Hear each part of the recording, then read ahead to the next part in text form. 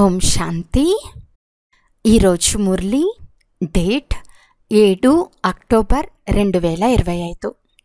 బాబా చెప్తున్నారు, మధురమైన పిల్లలు, భిన్న భిన్న యుక్తులను ఉపయోగించి స్మృతి యాత్రలో ఉండండి. ఈ పాత ప్రపంచాన్ని మర్చి తమ మధురమైన ఇంటిని మరియు నూతన ప్రపంచాన్ని స్మృతి చేయండి. ప్రశ్న: పూర్తి కల్పంలో జరిగిన ఏ కర్తవ్యము లేక పురుషార్థము ఇప్పుడు మాత్రమే జరుగుతుంది? జవాబు: స్మృతి యాత్రలో ఉండి ఆత్మను పావనంగా చేసుకునే పురుషార్థము, పూర్తి ప్రపంచాన్ని పతితం నుండి పావనంగా తయారు చేసే ఈ కర్తవ్యము పూర్తి కల్పంలో ఈ సంగమ సమయంలో మాత్రమే జరుగుతుంది. ఈ కర్తవ్యం ప్రతి కల్పం పునరావృతం అవుతుంది. పిల్లలైన మీరు ఈ అనాది అవినాశి డ్రామాలోని అద్భుతమైన రహస్యాన్ని తెలుసుకున్నారు. ఓం శాంతి. ఆత్మీక తండ్రి కూర్చుని ఆత్మీక పిల్లలకు అర్థం చేయిస్తున్నారు. కనుక ఆత్మీక పిల్లలు దేహీ అభిమాని లేక ఆత్మీక స్థితిలో నిశ్చయబుద్ధి కలవారిగా అయి కూర్చోవాలి లేక వినాలి. ఈ కర్మేంద్రియాల ద్వారా వినేది ఆత్మనే. ఇది పక్కాగా స్మృతి చేస్తూ ఉండాలని బాబా అర్థం చేయించారు. సద్గతి దుర్గతుల ఈ చక్రం ప్రతి ఒక్కరి బుద్ధిలో తప్పకుండా ఉండాలి. ఇందులో జ్ఞానము భక్తి అంతా వచ్చేస్తుంది. నడుస్తూ తిరుగుతూ బుద్ధిలో ఇది ఉండాలి. జ్ఞానం మరియు భక్తి, సుఖము మరియు దుఃఖము, పగలు మరియు రాత్రుల ఈ ఆట ఎలా నడుస్తుందో బుద్ధిలో ఉండాలి. మనము 84 జన్మల పాత్రను అభినయిస్తాము. బాబాకు స్మృతి ఉంటుంది కనుక పిల్లలతో కూడా స్మృతిలో ఉండే పురుషార్థం చేయిస్తారు. దీనితో మీ వికర్మలు కూడా వినాశనమవుతాయి. అంతేకాక రాజ్యాన్ని కూడా పొందుతారు. ఈ పాత ప్రపంచం ఇక సమాప్తం అవ్వనున్నదని మీకు తెలుసు. ఉదాహరణకి, ఏదైనా పాత ఇల్లు ఉండి కొత్త ఇల్లు కడుతూ ఉంటే ఆంతరికంలో మేము నూతన ఇంటికి వెళ్ళిపోతామని నిశ్చయం ఉంటుంది. తర్వాత ఇల్లు కట్టేందుకు 1-2 సంవత్సరాలు కూడా పడుతుంది. కొత్త ఢిల్లీలో ప్రభుత్వ ఆఫీసులు మొదలైనవి తయారైతే మేము ట్రాన్స్ఫర్ అయ్యి తప్పకుండా నూతన ఢిల్లీకి వెళ్తామని ప్రభుత్వం చెప్తుంది. ఈ అనంతమైన ప్రపంచమంతా పాతదైపోయిందని, ఇప్పుడు నూతన ప్రపంచంలోకి వెళ్ళాలని పిల్లలైన మీకు తెలుసు. ఇలాంటి యుక్తులతో బుద్ధిని స్మృతి యాత్రలో ఉంచుమని బాబా యుక్తులు తెలిపిస్తూ ఉంటారు. ఇప్పుడు మనం ఇంటికి వెళ్ళాలి కనుక మధురమైన ఇంటిని స్మృతి చేయాలి. ఇంటికి వెళ్ళేందుకు మనుషులు ఎంతో తల బాదుకుంటారు. ఈ దుఃఖధామం ఇక సమాప్తం అవ్వనున్నదని కూడా మధురాతి మధురమైన పిల్లలకు అర్థం చేయించబడింది. భలే, మీరు ఈ ప్రపంచంలో ఉన్నా మీకు ఈ పాత ప్రపంచం ఇష్టం లేదు. మనము మళ్ళీ నూతన ప్రపంచంలోకి వెళ్ళాలి. భలే, చిత్రాలేవి మీ ముందు లేకున్నా ఇప్పుడు పాత ప్రపంచం అంతమవనున్నదని మీకు తెలుసు. ఇప్పుడు మనం నూతన ప్రపంచంలోకి వెళ్తాము. భక్తి మార్గంలో అనేక చిత్రాలు ఉన్నాయి. వాటితో పోలిస్తే మీ చిత్రాలు చాలా తక్కువ. ఇవి మీ జ్ఞాన మార్గంలోని చిత్రాలు. అవన్నీ భక్తి మార్గానికి చెందినవి. భక్తి అంతా చిత్రాలపైనే జరుగుతుంది. మీవి సత్యమైన చిత్రాలు కనుక మీరు తప్పు ఏదో ఒప్పు ఏదో అర్థం చేయించగలరు. బాబాను జ్ఞానసాగర్లు అని అంటారు.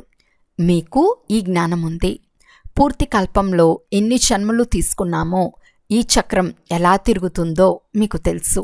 మీరు నిరంతరం తండ్రి స్మృతిలో, ఈ జ్ఞాన స్మృతిలో ఉండాలి. తండ్రి మీకు రచయిత, రచనల పూర్తి జ్ఞానాన్ని ఇస్తారు కనుక తండ్రి స్మృతి కూడా ఉంటుంది. బాబా అర్థం చేయిస్తున్నారు, నేను మీ తండ్రిని, శిక్షకుణ్ణు మరియు సద్గురువును. మీరు కేవలం ఈ విషయాలు అర్థం చేయించండి. తండ్రి చెప్తున్నారు, మీరు నన్ను పతిత పావనుడు, ముక్తిదాత, మార్గదర్శకుడు అని అంటారు కదా. మరి ఎక్కడకు మార్గదర్శకుడు? శాంతిధామము, ముక్తిధామాల మార్గదర్శకుడు. తండ్రి అక్కడి వరకు తీసుకెళ్ళి వదులుతారు. పిల్లలను చదివించి నేర్పించి పుష్పాలుగా తయారు చేసి ఇంటికి తీసుకెళ్ళి వదులుతారు. ఎవరు ఎంత తత్వజ్ఞానులు లేక బ్రహ్మజ్ఞానులైనా బాబా తప్ప వేరెవ్వరూ ఇంటికి తీసుకెళ్ళలేరు. మేము బ్రహ్మంలో లీనమవుతామని వారు భావిస్తారు. శాంతిధామం మన ఇల్లు అని మీ బుద్ధిలో ఉంది. అక్కడికి వెళ్ళి మళ్ళీ నూతన ప్రపంచంలో మనం మొట్టమొదట వస్తాము. మిగిలిన వారంతా తర్వాత వస్తారు. అన్ని ధర్మాలు ఎలా నెంబర్ వారుగా వస్తాయో మీకు తెలుసు. సత్యత్రేతాయుగాలలో ఎవరి రాజ్యం ఉంటుంది? వారి ధర్మశాస్త్రం ఏది? సూర్యవంశం చంద్రవంశులది ఒకటే శాస్త్రం. కానీ ఆ గీత సత్యమైనది కాదు. ఎందుకంటే మీకు దొరికే ఈ జ్ఞానం ఇక్కడే సమాప్తమైపోతుంది. అక్కడ ఏ శాస్త్రమూ లేదు. ద్వాపర యుగం నుండి వచ్చే ధర్మశాస్త్రాలు స్థిరంగా ఉన్నాయి. అవే కొనసాగుతూ వస్తున్నాయి. ఇప్పుడు ఏకధర్మ స్థాపన జరగగానే మిగిలినవన్నీ వినాశనమైపోతాయి. ఒకే రాజ్యం, ఒకే ధర్మం, ఒకే భాష, ఒకే మతం ఉండాలని అంటారు. అది ఒక్కరి ద్వారానే స్థాపన అవుతుంది. పిల్లల బుద్ధిలో సత్యుగం నుండి కలియుగాంతం వరకు పూర్తి జ్ఞానమంతా ఉంది. తండ్రి చెప్తున్నారు, ఇప్పుడు పావనంగా అయ్యే పురుషార్థం చేయండి. మీరు పతితులుగా అవ్వటంలో అర్ధకల్పం పట్టింది. వాస్తవానికి పూర్తి కల్పమని చెప్పాలి. ఈ స్మృతి యాత్రను మీరిప్పుడే నేర్చుకుంటారు. అక్కడ ఇది ఉండనే ఉండదు. దేవతలు పతితుల నుండి పావనంగా అయ్యే పురుషార్థం చేయరు. వారు మొదట రాజయోగం నేర్చుకుని ఇక్కడి నుండే పావనమైపోతారు. దానిని సుఖధామము అని అంటారు.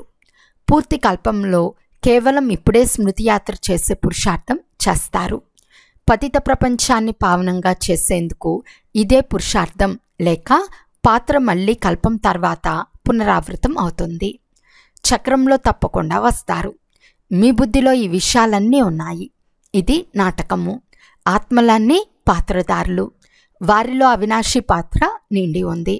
అక్కడ డ్రామా నడుస్తూ ఉంటుంది. కానీ ఆ ఫిలిం అరిగి పాతదైపోతుంది. ఇది అవినాశి. ఇది కూడా అద్భుతమే. ఎంతో చిన్న ఆత్మలో పూర్తి పాత్రంతా నిండి ఉంది. తండ్రి మీకు చాలా గుహ్యమైన సూక్ష్మ విషయాలను అర్థం చేయిస్తారు. ఇప్పుడు కూడా ఎవరైనా వింటే ఇవి చాలా అద్భుతమైన విషయాలని ఆశ్చర్యపడతారు. ఆత్మ అంటే ఏమిటో ఇప్పుడే అర్థం చేసుకున్నారు. శరీరాన్ని గురించి అయితే అందరికీ తెలుసు.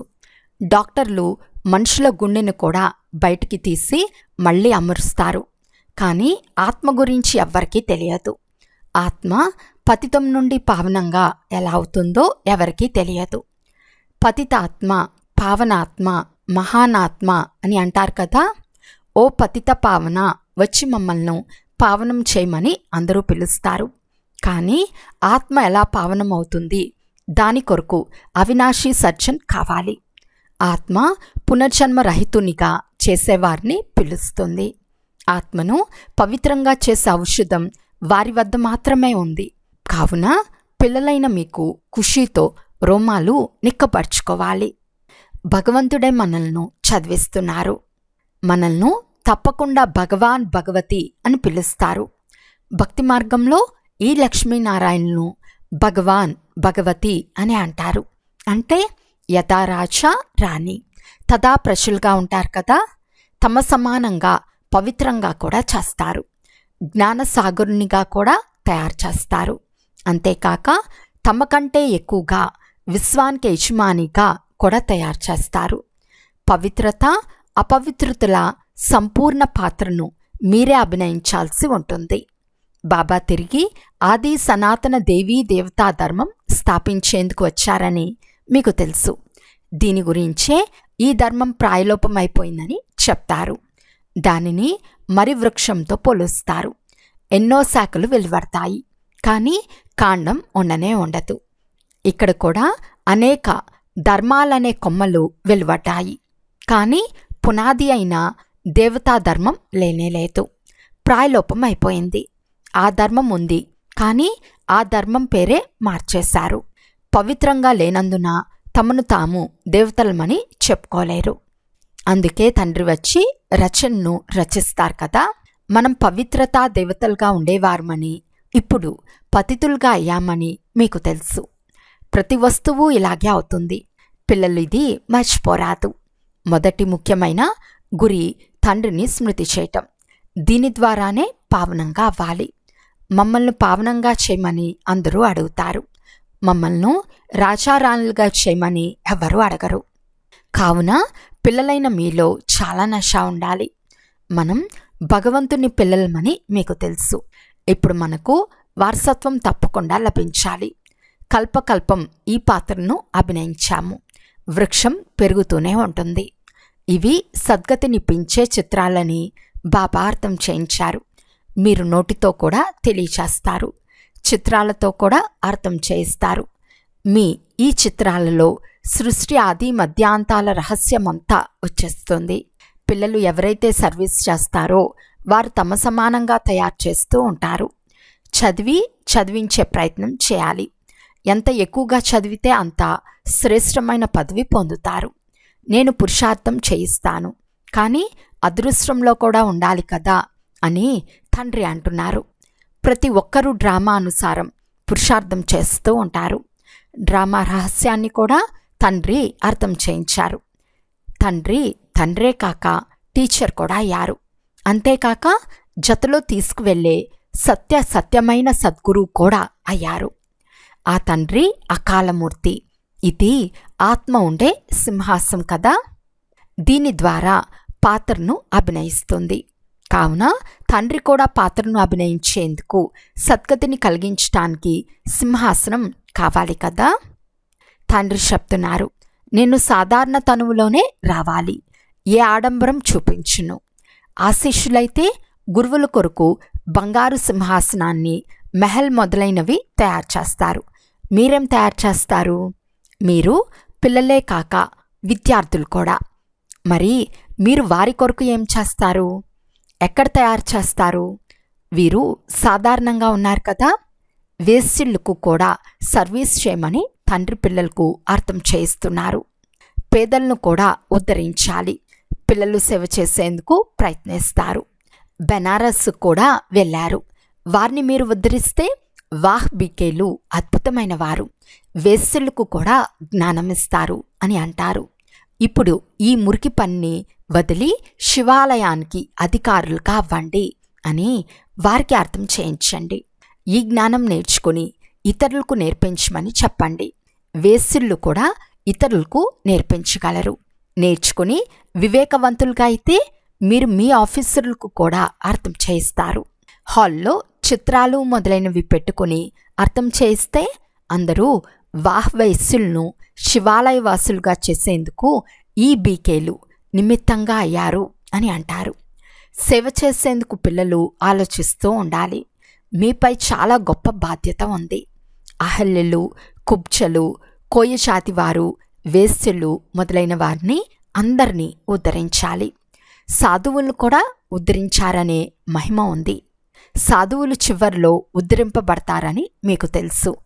ఇప్పుడే వారు మీ వారిగా అయిపోతే భక్తి మార్గం అంతా సమాప్తమైపోతుంది. తిరుగుబాటు జరుగుతుంది. సన్యాసులు వారి ఆశ్రమాలను వదిలేసి మేము ఓడిపోయామని చివర్లో అంటారు. ఇలా చేయండి బాబా ఆదేశాలు ఇస్తూ ఉంటారు. బాబా అయితే బయటకు వెళ్ళరు. పిల్లల వద్దకు వెళ్ళి నేర్చుకోమని తండ్రి చెప్తారు. అర్థం చేయించేందుకు యుక్తులైతే పిల్లలకు తెలుపుతూ ఉంటారు. మనుషులు వాహ్ అని మెచ్చుకునే పని చేసి చూపించండి. శక్తుల్లో భగవంతుడు జ్ఞానబాణాలు నింపారనే గాయనం కూడా ఉంది. ఇది జ్ఞానబాణం. ఈ బాణాలు మిమ్మల్ని ఈ ప్రపంచం నుండి ఆ ప్రపంచానికి తీసుకెళ్తాయని మీకు తెలుసు. కనుక పిల్లలైన మీరు చాలా విశాలమైన బుద్ధి కలవారిగా అవ్వాలి. ఒకచోట మీ పేరు ప్రసిద్ధమైన ప్రభుత్వానికి తెలుస్తుంది.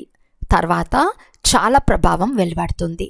ఏదైనా ఒక చోటు నుండి 5-7 మంది మంచి ఆఫీసర్లు వస్తే వార్తాపత్రికల్లో వేస్తారు. ఈ బీకేలు వేశ్యలను కూడా వారి వృత్తి నుండి విడిపించి శివాలయానికి అధికారులుగా చేస్తారని పొగుడుతారు. చాలా మెచ్చుకుంటారు. ధనం మొదలైనవన్నీ వారు తీసుకొస్తారు. మీరు ధనాన్ని ఏం చేస్తారు?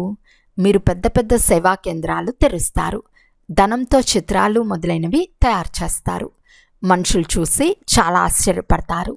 మొట్టమొదట మీకు బహుమతినివ్వాలని అంటారు. ప్రభుత్వ ఆఫీసులు కూడా మీ చిత్రాలు తీసుకెళ్తారు. చిత్రాలను చాలా ప్రేమిస్తారు. మనుషులను దేవతలుగా ఎలా తయారు చేయాలనే కోరిక హృదయంలో ఉండాలి. ఎవరైతే కల్పకృతం తీసుకున్నారో వారే తీసుకుంటారని మీకు తెలుసు. ధనం మొదలైనవి అంతా వదలటం చాలా కష్టం. నాకిప్పుడు ఇల్లు వాకిళ్ళు బంధుమిత్రులు మొదలైనవేవీ లేవు అని బ్రహ్మబాబా అంటారు. పిల్లలైన మీరు తండ్రి తప్ప ఇక నాకు ఏమీ లేవు, సర్వస్వం బదిలీ చేసేసాను, ఇక బుద్ధి ఎక్కడికి పోతుంది? తండ్రికి శరీరంనిచ్చేశాను. మీరెలా చదువుకుంటున్నారో అలా నేను కూడా చదువుకుంటున్నాను. రథంను బాబాకు అప్పుగా ఇచ్చాను. సూర్యవంశంలో మొట్టమొదటి వచ్చేందుకు మనం పురుషార్థం చేస్తున్నామని మీకు తెలుసు. ఇది నరుని నుండి నారాయణునికి అయ్యే కథ. ఆత్మకు 3వ నేత్రం లభిస్తుంది. ఆత్మలైన మనం చదువుకొని జ్ఞానం విని దేవతలుగా అవుతున్నాము. తర్వాత రాజాదిరాజులుగా అవుతాము. శివబాబా చెప్తున్నారు, నేను మిమ్మల్ని ద్వికిరీటదారులుగా తయారు చేస్తాను. డ్రామానుసారం కల్పకృతం వలె ఇప్పుడు మీ బుద్ధి బాగా తెరుచుకుంది. ఇప్పుడు స్మృతి యాత్రలో కూడా ఉండాలి. సృష్టి చక్రంను కూడా స్మృతి చేయాలి. పాత ప్రపంచాన్ని బుద్ధి ద్వారా మర్చిపోవాలి. అచ్చా, మధురాతి మధురమైన అపురూపమైన పిల్లలకు మాతాపిత బాప్దాదాల ప్రియ స్మృతులు మరియు గుడ్ మార్నింగ్. ఆత్మిక పిల్లలకు ఆత్మిక తండ్రి నమస్తే. ఆత్మిక తండ్రికి ఆత్మిక పిల్లల యొక్క ప్రియ స్మృతులు మరియు నమస్తే నమస్తే నమస్తే. ధారణ కొరకు ముఖ్య సారము. ఫస్ట్ పాయింట్, ఇప్పుడు మన కొరకు నూతన స్థాపన జరుగుతోందని, ఈ దుఃఖ పాత ప్రపంచం సమాప్తం అవ్వనే అవుతుందని బుద్ధిలో ఉండాలి. మీకు ఈ ప్రపంచంపై ఆశలు ఇష్టముండరాదు. సెకండ్ పాయింట్, ఎలాగైతే బాబా తన సర్వస్వాన్ని బదిలీ చేసినందున వారి బుద్ధి ఎక్కడకు వెళ్ళదో అలా తండ్రిని అనుసరించాలి. మేము మనుషులను దేవతలుగా తయారు చేసే సేవ చేయాలి. ఈ వైశ్యాలయాన్ని శివాలయంగా చేయాలి అని హృదయంలో ఉండాలి. ఈరోజు వరదానము. దేహాభిమానం యొక్క రాయల్ రూపాన్ని కూడా సమాప్తం చేసే సాక్షి మరియు దృష్టాభవ. ఇతరుల మాటలను గౌరవం ఇవ్వకపోవటం, కట్ చేయటం, ఇది కూడా దేహాభిమానం యొక్క రాయల్ రూపం. ఇది స్వయాన్ని లేక ఇతరులను అవమానం చేయిస్తుంది. ఎందుకంటే ఎవరు కట్ చేస్తారో వారికి అభిమానం వస్తుంది, ఎవరి మాటను కట్ చేస్తారో వారికి అవమానంగా అనిపిస్తుంది. అందువలన సాక్షి దృష్ట యొక్క వరదానాన్ని స్మృతిలో ఉంచుకుని డ్రామా యొక్క డాల్ లేక డ్రామా పట్టాలపై ప్రతి కర్మ మరియు సంకల్పం చేస్తూ మైపన్ యొక్క ఈ రాయల్ రూపాన్ని కూడా సమాప్తం చేసి ప్రతి ఒక్కరి మాటలను గౌరవించండి, స్నేహం ఇవ్వండి. అప్పుడు వారు సదా కొరకు సహయోగులుగా అయిపోతారు. స్లోగన్: పరమాత్మ శ్రీమతమనే జలం యొక్క ఆధారంతో కర్మరూపీ బీజాన్ని శక్తిశాలిగా చేయండి. అవ్యక్త సూచన: స్వయం మరియు సర్వుల పట్ల మనసు ద్వారా యోగం యొక్క శక్తులను ప్రయోగించండి. ప్రతి సమయం ప్రతి ఆత్మ పట్ల మనసులో స్వతహాగా శుభ భావన మరియు శుభకామన యొక్క శుద్ధ వైబ్రేషన్లు కలిగి ఉన్నట్లు స్వయానికి మరియు ఇతరులకు అనుభవం అవ్వాలి. మనసుతో ప్రతి సమయం సర్వ ఆత్మల పట్ల ఆశీర్వాదాలు వెలువడుతూ ఉండాలి. సదా ఈ మనసా సేవలో బిజీగా ఉండండి. ఎలాగైతే వాచా సేవలో బిజీగా ఉండేందుకు అనువీలుగా అయిపోయారో, ఒకవేళ సేవ లభించుకుంటే స్వయాన్ని ఖాళీగా అనుభవం చేస్తారో, అలా ప్రతి సమయం వాచతో పాటు మనసా సేవ స్వతహాగా జరుగుతూ ఉండాలి. అచ్చా, ఓం శాంతి.